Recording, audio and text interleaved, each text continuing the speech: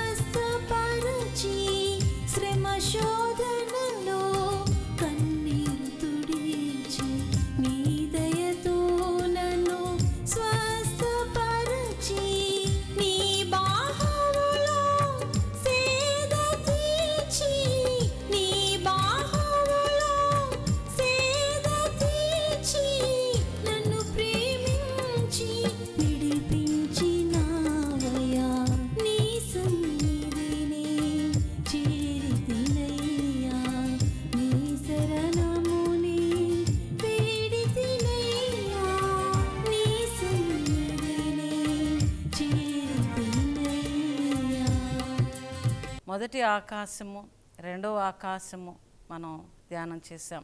3 ఆకాశముల గురించి చెప్తూ ఉన్నాను. అయితే ఈ 3వ ఆకాశం గురించి వాళ్ళు ధ్యానం చేసుకుందాం. ఈ 3వ ఆకాశము పారడైజ్ అని కూడా అంటాన్ని మనం చూస్తాం. దినవృత్తాంతాలు రాసిన 2వ గ్రంథంలో 6వ అధ్యాయంలో 21వ వచనంలో అంటాడు, పరమండలమందు అని రాయబడి ఉంటుందంట. ఇక్కడ నీ సేవకుడును నీ జనులైన ఇశ్రాయేలును ఈ స్థలమందు చేయబోవు ప్రార్థనలను నీవు ఆలకించుము పరమండలమందునున్న నీ నివాస స్థలము. అంటే ఈ మూడో ఆకాశం ఏమిటంటే పరమండలము, అది ఆయన నివాస స్థలము. దాన్నే మనము ప్యారడైజ్ అని కూడా అంటాం. దీన్ని కొద్దిగా వాక్యంలో లోతుగా వెళ్తే పౌలు కొరింథీయులకు రాస్తూ 2వ పత్రికలో 12వ అధ్యాయంలో 1-2 వచనాల్లో అతిశయపడుటకు నాకు తగదు, కానీ అతిశయపడవలసి వచ్చినది. ప్రభు దయచేసిన దర్శనములను గూర్చియు ప్రత్యక్షతలను గూర్చియు చెప్పుదును. క్రీస్తు నందున్న యొక్క మనుషుని నేను ఎరుగుదును. అతడు 14 సంవత్సరముల కిందట 3వ ఆకాశమునకు కొనిపోబడెను. అతడు శరీరంతో కొనిపోబడెను, నేను ఎరుగను. శరీరము లేకయే కొనిపోబడెను, నేను ఎరుగను. అది దేవునికే తెలియను. అట్టి మనుష్యుణ్ణి నేను ఎరుగుదును అంటాడు. చాలా చక్కగా పౌలు ఇక్కడ రాస్తూ ఏంటంటే ఎవరు ఇది? ఇతను అంటాడు, పౌలు అంటాడు ఇక్కడ, దర్శనములను గూర్చి ప్రత్యక్షతలను గూర్చి చెప్పుదును. నేను చెప్పాలనుకుంటున్నాను. నాకు కలిగిన దర్శనము, నేను చూసిన ప్రత్యక్షత ఏమిటి? ఆ దర్శనములో నేను ఒక ప్రత్యక్షతను చూశాను. ఆ ప్రత్యక్షత ఏమిటి అంటే 14 సంవత్సరముల కిందట 3వ ఆకాశమునకు ఒక మనుష్యుడు కొనిపోబడెను అంటాడు. ఈ ఎవరి మనుష్యుడు అని కానీ మనం చూస్తే ఇక్కడ మనం చూసినట్లయితే పాల్ హిమ్సెల్ఫ్, అందుకే కొంతమంది బైబిల్ స్కాలర్స్ మనుషుణ్ణి నేను ఎరుగుదును అంటున్నాడంటే ఎవరు? క్రీస్తునందున్న యొక్క మనుషుడు తనే అన్న సత్యాన్ని మనం అనేక విధాలుగా గ్రహించగలం. Paul himself he is 15 years back ఈ ఎపిస్టిల్స్ రాసే టైంకి అప్పటికి 15 years బ్యాక్ జరిగినటువంటి ఈ యొక్క మాటని తన దృష్టిలో చెప్తున్నట్టుగా మనం రాస్తాం. ఎప్పుడు ఈ 14 సంవత్సరములు నేను ఎరుగుదును, నేను క్రీస్తు యొక్క ప్రత్యక్షతను నేను చూశాను అని కానీ చూస్తే అతను ఈ యొక్క మాట రాసే టైంకి 14 సంవత్సరాలు వెనక్కి వేసుకుంటే కరెక్ట్గా తాను దమస్కు మార్గమున వెళుతున్నటువంటి ఆ యొక్క సంవత్సరమున అని చెప్పొచ్చు. ఆ రోజున దమస్కు మార్గమున తను వెళ్తున్నప్పుడు తను పరవశుడనై, ఇప్పుడు అపోస్తుల కార్యములు 22వ అధ్యాయంలో ఇది వినటానికి కొద్దిగా ఆశ్చర్యం అనిపిస్తుంది. పౌలేమో నేను ఒక వ్యక్తిని నేను ఎరుగుదును అన్నాడు తప్ప తను అన్నది ఇక్కడ ప్రత్యేకంగా రాయలేదు. కానీ మనము అర్థం చేసుకోవాల్సిన సత్యము, లేక అనేక మంది బైబిల్ పండితులు తెలియచేసిన సత్యం ఏంటంటే ఆ వ్యక్తి మరి ఎవరో కాదు, ఇంకా బైబిల్లో ఎక్కడ రాయబడి లేదు. ఆ వ్యక్తి పౌలు తనే తన గురించి రాసుకుంటూ నేను ఎరుగుదును ఆ వ్యక్తిని. ఆ వ్యక్తి 14 సంవత్సరముల క్రితం దేవుని యొక్క దర్శనం చూశాడు. అపోస్తుల కార్యంలో 22వ అధ్యాయంలో 17వ వచనంలో అంతటా నేను యెరూషలేమునకు తిరిగి వచ్చి దేవాలయంలో ప్రార్థన చేయుచుండగా పరవశుడునై ప్రభువును చూచితిని అంటాడు. ఎంతటా ఇది అంతా కూడా ఎప్పుడు జరిగింది అంటే తను దమస్కు మార్గమున వెళ్ళటం, ఇది తను 14 సంవత్సరముల క్రితం ఇది జరగటం. ఈ యొక్క ఎపిస్టిల్ అనగా కొరింథీయుల్లో మనం చూసినటువంటి మాటలు ఎప్పుడు రాయబడి ఉన్నాయంటే AD 55 నుంచి 57 మధ్యలో ఈ యొక్క కొరింథీ పత్రిక రాయబడినట్లుగా చూస్తాం. కరెక్ట్గా ఏ దర్శనం 14 సంవత్సరాల క్రితం అంటే అతను అనగా పౌలు AD 41 నుంచి 43 మధ్యలో దర్శనం చూసినట్లుగా 14 సంవత్సరాల క్రితం తను దమస్కు మార్గంలో వెళ్ళటము ఈ సంవత్సరములలో జరిగినట్లుగా మనము చరిత్రలో చూస్తున్నాం. ఆ తర్వాత తను 22వ అధ్యాయం 17వ వచనంలో ఈ యొక్క దమస్కు మార్గంలో వెళ్ళి ఆ తర్వాత తను 3 రోజులు కళ్ళు పోతాయి, ఆహారం ఉండదు, ఏమీ తాగడు. ఆ సమయంలో తను ఈ 3 days టైంలో తను ఈ యొక్క పరదైసుకు వెళ్ళినట్లు ఆ అనుభవాన్ని ఇక్కడ చూపిస్తుంది. పరవశుడనై అంటాడు. నేను ఇక్కడ అంటున్నాడు అపోస్తుల కార్యం 22వ అధ్యాయం 17వ వచనంలో ఈ దమస్కు మార్గము అంతా అయిపోయి తిరిగి తను యెరూషలేముకు వస్తాడు. యెరూషలేముకు వచ్చినప్పుడు దేవాలయంలో ప్రార్థన చేస్తూ ఉంటాడు పౌలు.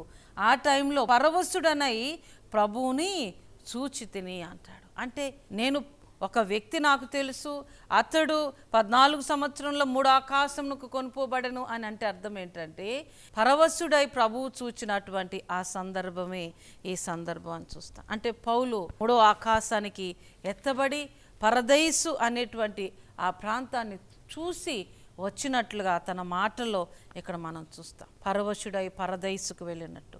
కాబట్టి మూడో ఆకాశం ఏంటంటే ఇది ఆత్మీయమైనటువంటిది. మొదటి 2 ఆకాశాలు దే ఆర్ ఫిజికల్. మన అక్కర మొదటి ఆకాశం వర్షం, మనకు కావలసిన నీరు.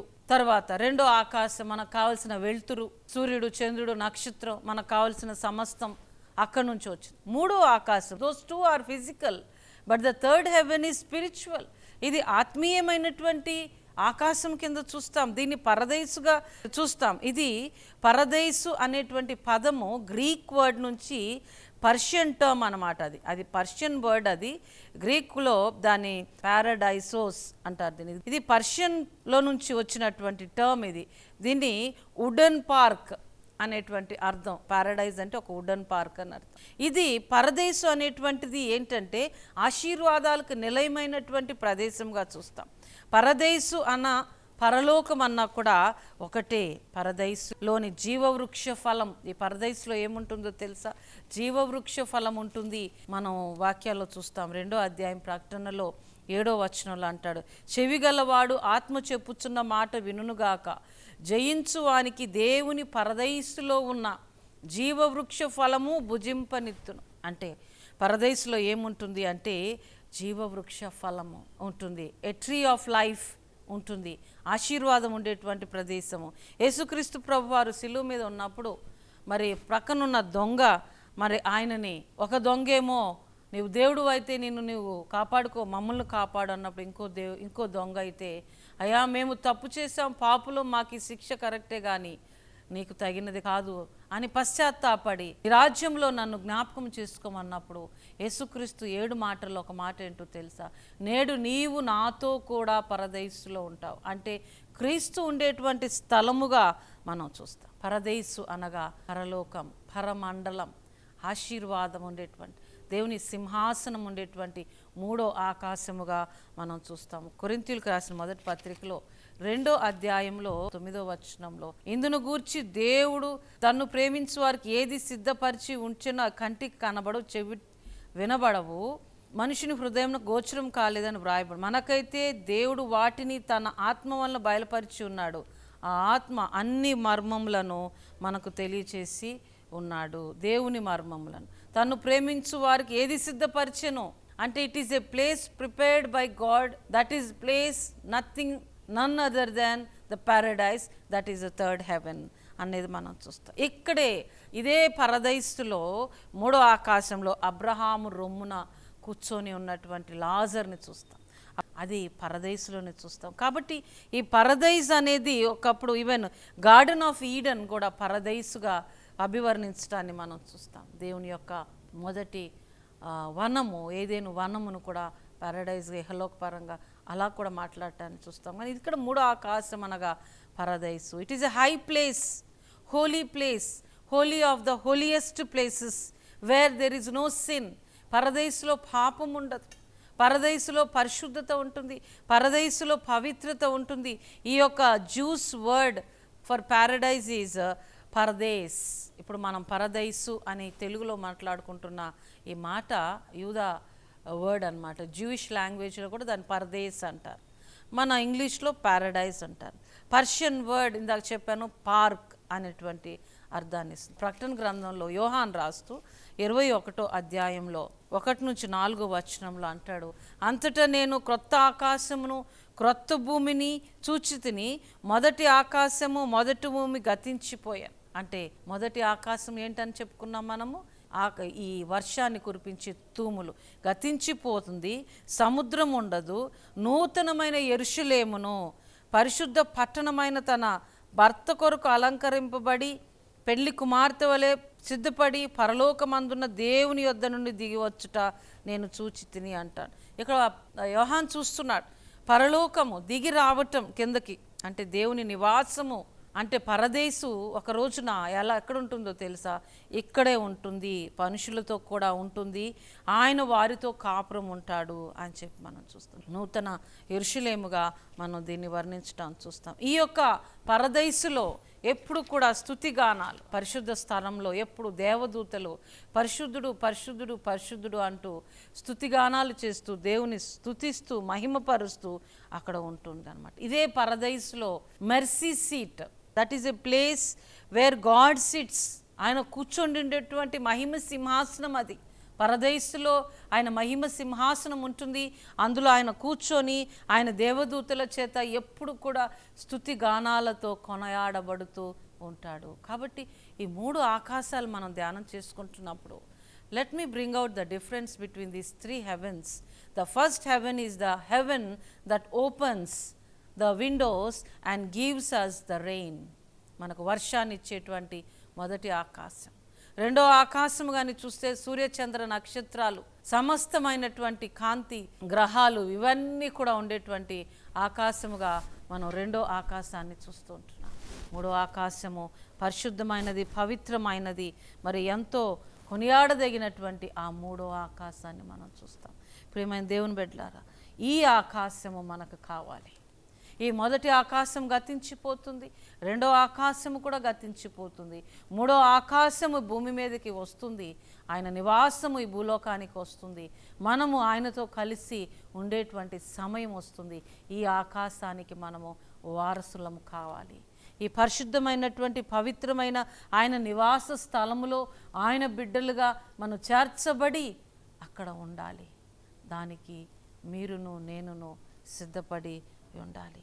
కాబట్టి ఈ పరిశుద్ధమైనటువంటి పరదైసు గురించి మనం చదవాలంటే ఈ యొక్క 7వ వచనం 21వ అధ్యాయం ప్రకటనలో ఇక్కడ అంటున్నాడు చూడండి, జయించువాడు వీటిని స్వతంత్రించుకొనును, నేను అతనికి దేవుడినయుందును, అతను నాకు కుమారుడయుండును. ఈ లోకాన్ని జయించేవాళ్ళు, ఈ పాపాన్ని జయించేవాళ్ళు, పాపపు జీవితాన్ని నుంచి దూరంగా బ్రతుకుతూ ఇహలోక మాలిన్యాన్ని అంటించుకోకుండా ఉండేటువంటి వాళ్ళు ఏమవుతారంటే జయించువారిగా ఉంటారు. వారికి దేవుడేమో నేను అతనికి దేవుడినై ఉంటారు.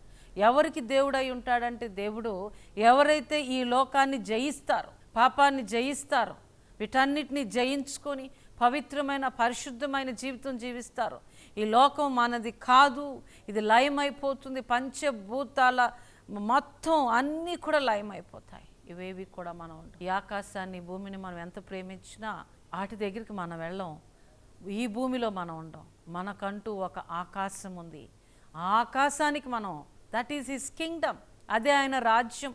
అందుకే పరలోకమందున్న మా తండ్రి, నీ రాజ్యం, నీ నామం పరిశుద్ధపరచబడాలి, ఆ తర్వాత ఆయన రాజ్యం రావాలి. ఆయన రాజ్యమే ఆ పరలోక రాజ్యం. ఆ పరలోక రాజ్యంలో వారసత్వాన్ని నీవు నేను సంపాదించుకోవాలి. అదే మూడో ఆకాశం. అయితే ఈ యొక్క పరదైసులో వారసత్వం పొందగలిగిన వాళ్ళు జయించువారైతే, ఈ పరదైసులో వారసత్వాన్ని పొందలేని వారు ఎవరంటే పెరికివారు. 8వ వచనంలో అంటాడు, అవిశ్వాసులు. విశ్వాసులు అని చెప్పుకుంటారు కానీ ఎంతో అవిశ్వాసం ఉంటుంది, లోపల భయం ఉంటుంది. ఈ పని దేవుడు చేస్తాడా లేదా, దేవుడి మీద నమ్మకం ఉంది లేదు అన్నట్టు ఉండేవాళ్ళు అవిశ్వాసు. ఈ అవిశ్వాసులు ఈ పరలోకానికి వారసత్వపు హక్కు పొందుకోలేరు, వాళ్ళు జయించలేరు, దేవుని కుమారులై ఉండలేరు, దేవుడు వారికి తండ్రి అయి ఉండలేడు. అవిశ్వాసులుగా ఉండకూడదు. అసహ్యులను, నరహంతకులను, వ్యభిచారులను, మాంత్రికులను, విగ్రహారాధికులను, అబద్ధికులందరూ అగ్ని గంధకము, ఫైర్ అండ్ సల్ఫర్. అగ్ని గంధకం అంటే ఈ ఆరలనాడు సొదొమ గొమొర్రా దేవుడు నాశనం చేశాడు చూసారు, అగ్ని గంధకాలు. వాటితో మండుచున్న మరి గుండంలో పాలు పొందుదు. ఇది రెండో మరణం. జయించువాడికి రెండో మరణం లేదు. జయించువాడు దేవుని బిడ్డ అని అనిపించుకున్న వాళ్ళకి there is no second death. ఒకే ఒక్క మరణం. రేపు మనందరం మరణిస్తాము, కానీ తిరిగి లెగుస్తాం, జయించి లెగుస్తాం, దేవుడితో పాటు ఉంటాం, దేవునిలో ఉంటాం, ఆ పరదైసులో ఉంటాం, ఆయనతో పాటు ఆయన సింహాసనం దగ్గర స్తుతిగానాలు చేసుకుంటూ కుమారుడితో సంతోషంగా విందులో పరలో